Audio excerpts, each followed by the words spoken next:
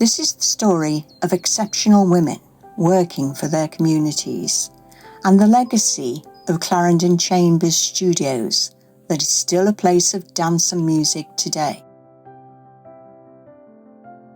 The Midlands Institute for the Blind was started by two Quaker women, Mary Chambers and Lucy Marie Woods, 180 years ago, and this building provided accommodation, training and support to thousands of blind and partially sighted people. They developed the existing building as needs changed, and in 1905 they added a purpose-built concert hall, today's dance studio. Nora was born in 1917, one of three sisters, Violet, Tess and Nora Morrison. All the sisters went to ballet classes, but Nora's talents were spotted at an early age and she relished the challenges that ballet presented to her. She quickly established herself locally as a talented dancer and started teaching at Betty Sisson's dance school at the very early age of 13, becoming the senior dance teacher after Betty's death. Nora set up her first independent dance school in 1940. At first, we were at a room on Mansfield Road. Then we moved into the Bluecoat School in 1955. Miss Morrison was head girl there when she was younger, and the headmaster, Major Merlers, was happy to provide a room for her. Nora had started work at the Royal Midlands Institute for the Blind in 1934, when she was just 16 years old. Here started a relationship with the Institute that lasted over 80 years. At first, she assisted with administration and work with members of the blind community. She quickly volunteered to teach blind students how to dance, combining her love of dance and supporting everybody to participate. The Institute for the Blind was a place of learning, living and developing, with concert shows performed by members or visiting groups. Dance and exercise took place in the concert hall, in the gymnasium and even on the roof. Nora balanced her work at the Institute and running her dance classes.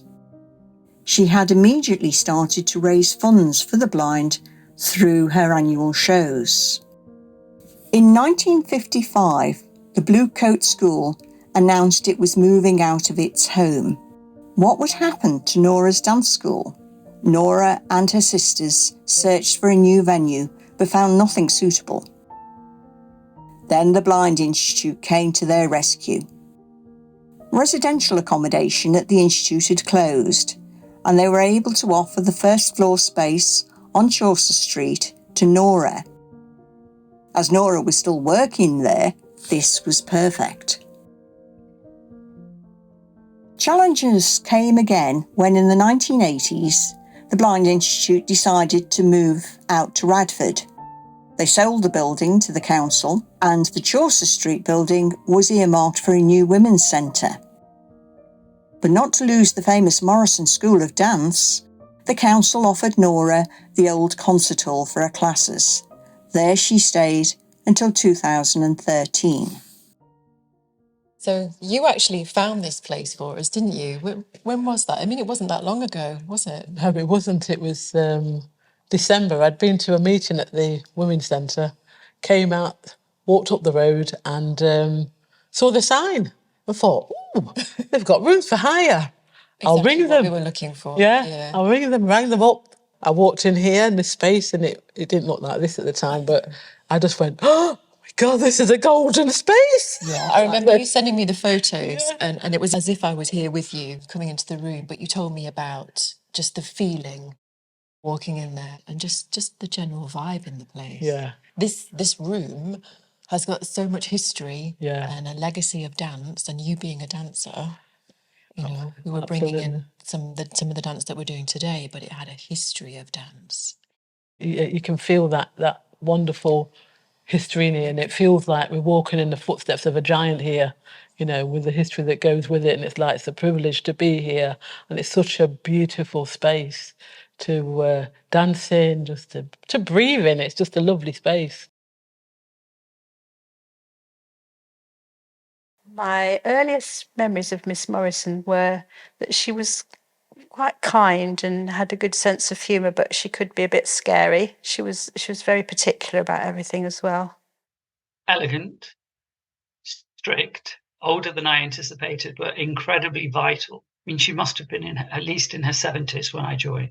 And she was so direct and competent and spry. And even though there was this frailness about her, that old world elegance that only comes from women bred in that time. You know how truly extraordinary Hollywood actresses of the 1920s, those that lived into their dotage, how they just seemed to exude elegance and poise and sophistication without making you feel inferior. She had that. The hair was always beautifully coiffed, but it never looked like she tried.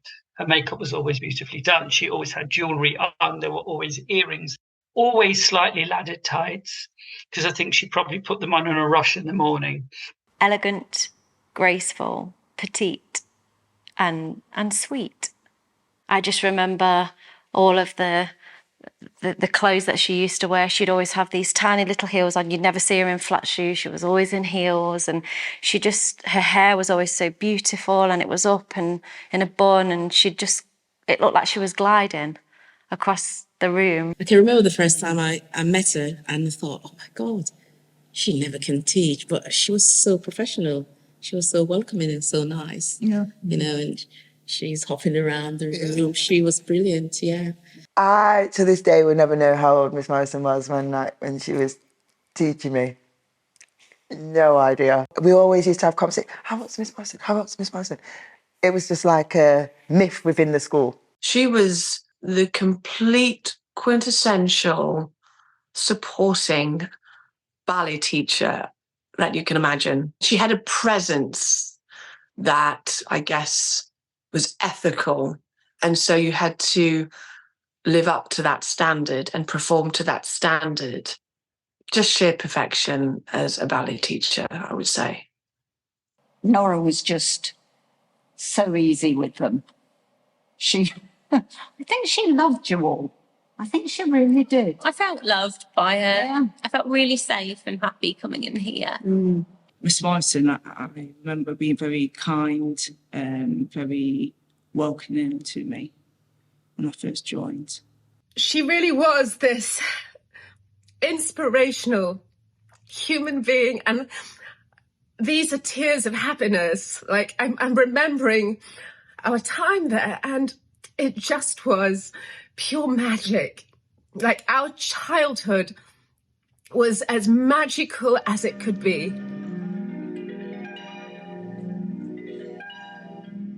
What I remember of Miss Morrison was her storytelling.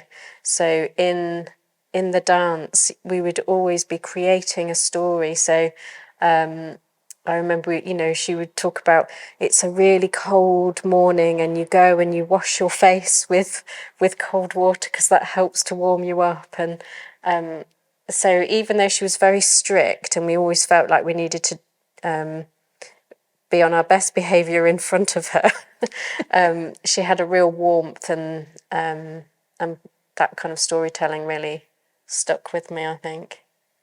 Every child to Miss Morrison was special. Whatever your ability, we were special to her.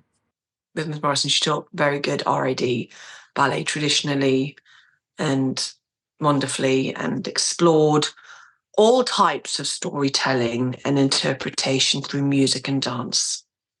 Her common phrases were, pull your socks up, has everyone met?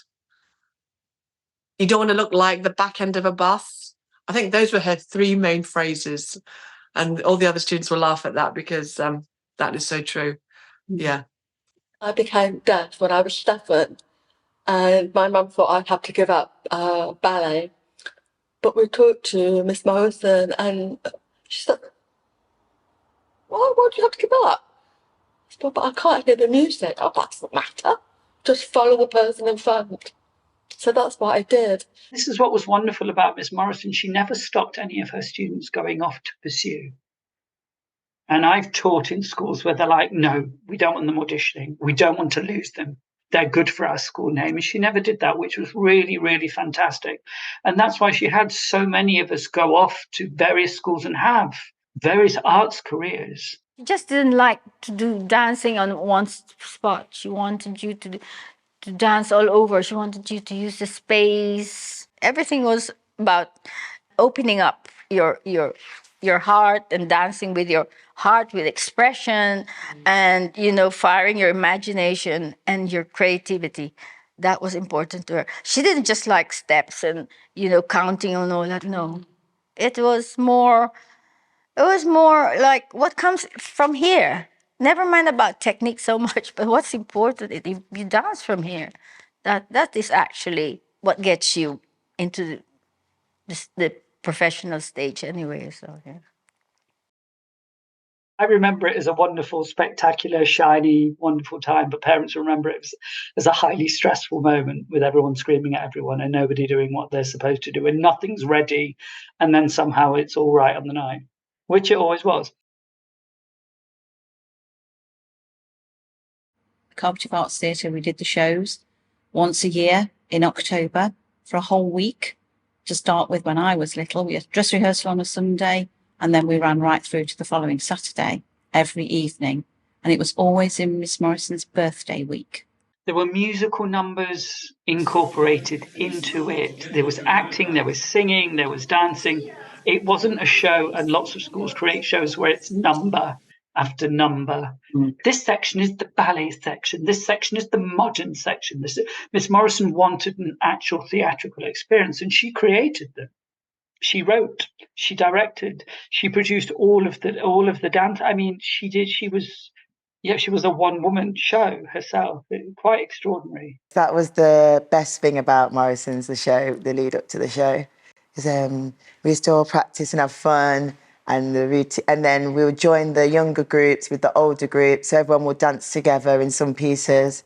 So we got to meet up with everybody and everyone sharing the same passion, and it was very creative as well, and being with the older actors and actresses and being a part of the ensemble that they were doing. As a child, it felt like the biggest show on the planet and of your life every single year. It was like, I think as a child, it was like something like attending the bloody Oscars or something. It was just such a big point of the year that everybody got involved in. You definitely felt like you were part of something big. I also remember it was like the backstage busyness as well, and all the parents trying to keep us in line and doing our makeup. I think there's a big commitment from the parents. We kind of provided everything for it and then bought all the tickets to watch it. I think there was a discipline there, and it's moving on to becoming a performer and a director. It made me who I am, because it was about how you tell stories without any words. It's amazing though how she pulled the shows off, because she rehearsed in this small room, and then you've got a dress rehearsal at the venue For that morning. and this show was just amazing. All the shows were just amazing. And on time. Yeah, and time, the timing, everything was just brilliant. She was a genius. She was. Every year when we did the show, the money that she got as profit went to the blind. And I can remember one time she said, we've given 100,000. And I thought, wow, because it was like £1,000 or whatever, or £2,000 profit. And that was a lot of money back in that time, I participated in lots of the annual shows, and it was quite a family affair because my dad used to help out a lot behind the scenes and backstage, and you'd have so many costumes which that some of the mums would make, and the costumes were amazing, really amazing, and it just so much work could go into the shows. It was such a special time and so much fun. Like I loved it. It was so exciting though. On the show days, I remember being in the wings and being in the changing rooms at the back of the stage. The Cooperative Arts Theatre is particularly magical. It feels like a rabbit warren at the back of there, and yeah, just the feeling of being in the wings and going on stage. It was so exciting at a young age to be doing that. During the shows, there was a lovely atmosphere in the green room, if you like, and in the bar, because there was a bar. Yes, you can imagine. So, and we'd seen it so many times after a week, you know, you think, well, I think I'll go and have a drink. So, go and have a gin before we finish.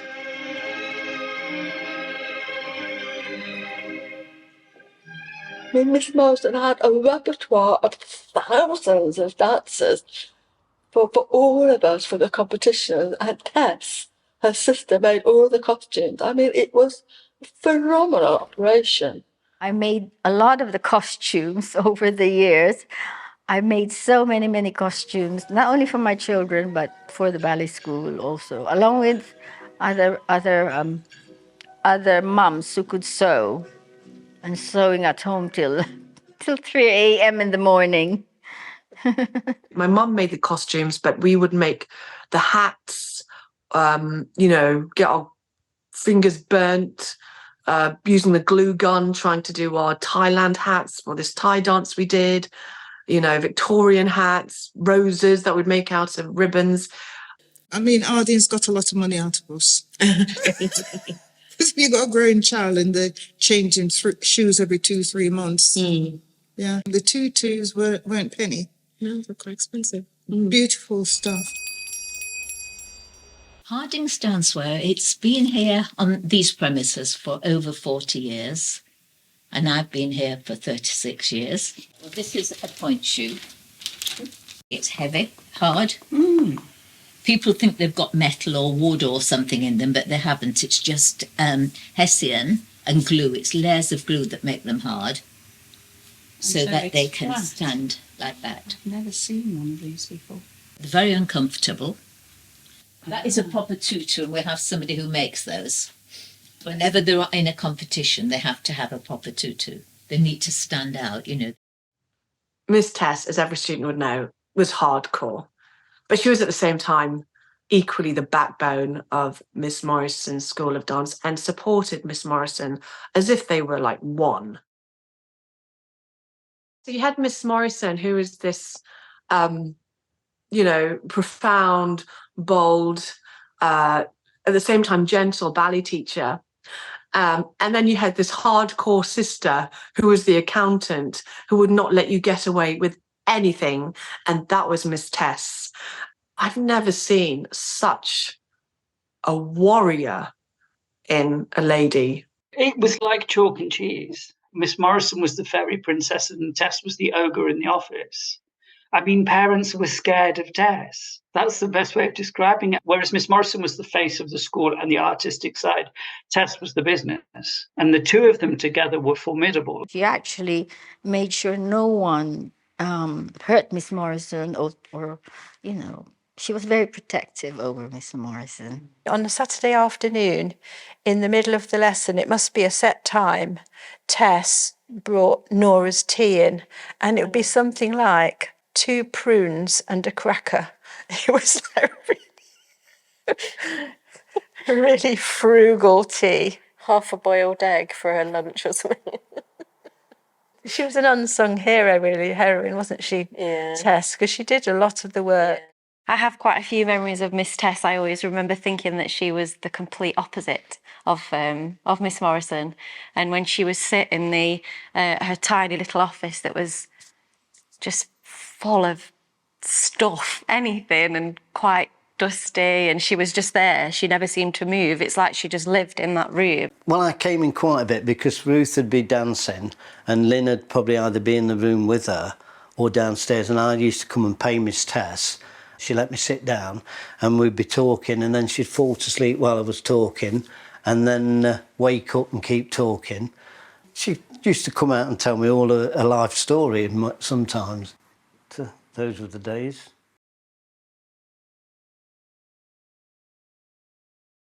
Someone were to ask who was the most influential person in my life and my children's, apart from parents, of course, it would be Miss Morrison, honestly. And this was, we were here for years. She showed me how to teach. And I think now I look back at it, it was such a long time ago, but she was a great teacher, everything about her. And I think with my career as a teacher as well, I've taken tips from her. I work for a theatre arts company where I teach singing, dancing and drama. And I think that my dancing with Nora has started that all off, and I still love it. Dance is still a passion of mine. I love it. That's all because of Nora, really. I still teach everything now. I still try and keep it versatile like Miss Morrison was. So I teach ballet still, contemporary, jazz, tap, commercial, other than street dance, hip-hop. I teach all age groups. I teach from 3 to adult.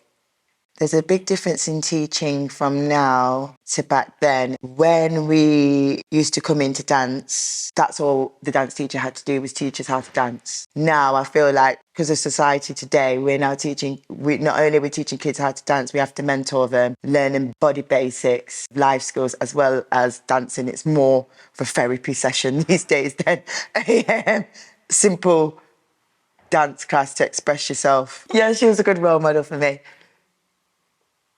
But it was Miss Morrison that she spearheaded my love of the arts, really, and theatre and dance and performing. And later becoming a director, sometimes she's there.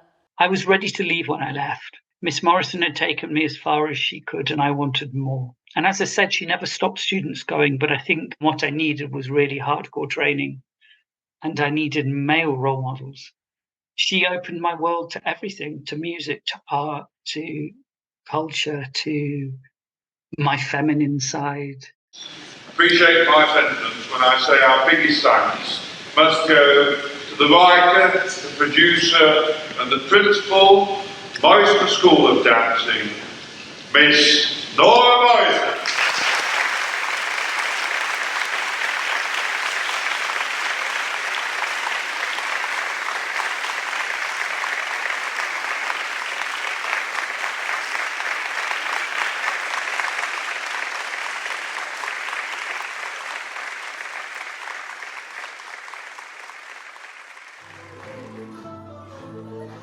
When I first walked into this place, there was something quite magical about it. The energy, was there straight away. It was like, and I can say this is like a golden space to me. And then having learnt about Miss Morrison and her journey and what she did here, I truly believe we walk in the footsteps of a giant here. You know what I mean? And we're taking it and continuing that journey and exploring more dance styles outside of belly dance, and I'm also learning different dance styles as well, and I think that's a great legacy for her that's going to be continued. What we see for this place, what we envisage for the dance studio at Clarendon Chambers, is to fill it with connection, creativity, culture. There's something for me that was really nostalgic. I'm obviously not from Nottingham, but I recognise this sort of space. There's something about the ballet bar, there's something about knowing how much warmth and care and community kind of is growing here, on a week-by-week basis. I think that it feels, for this particular Dancing Through Time kind of work that we've been doing, it feels beautifully nostalgic, and it just feels like it's very respectful to the space as well. Never done this before. No, new and exciting. And I just needed to take myself away from the stresses of the seriousness of the real world and get lost in this space like I normally do. For me, I've never done ballet before either, so this is a new thing for me, and it's not something that growing up that we saw. Black ballet dancers was just not a thing. So for me to try something so different and out of my comfort zone has been absolutely brilliant and excellent, and I've loved wafting across.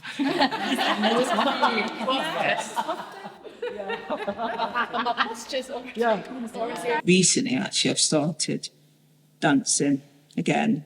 Just started last week, actually, ballet. And then next week, starting tap. The belly dance came in when I was probably a little bit too old to be going to clubs. I think that's why I sort of really got into the belly dancing, because it had always been in me. And I suppose it was the social side of it and the dressing up and really, I mean, when it started, when belly dance started, I think I went into it whoosh, 100%. It was pretty full on, you know. Just because it feels so comfortable. I mean, that's always been my home where there's been dance. It's been my escape through some pretty bad times. And when you couldn't or didn't want to talk to anybody, if you just came and danced, you got that time just to forget. Particularly during COVID, I could feel myself sort of sinking a bit. Although I did have a network even then, I think that was important because we did video dance. So there was still a little bit of a link and a network going on. And I think that got all of us through. If that hadn't have been around, you know. But the times when there hasn't been dance, I can feel my age creeping in. But when I'm dancing, there's no age.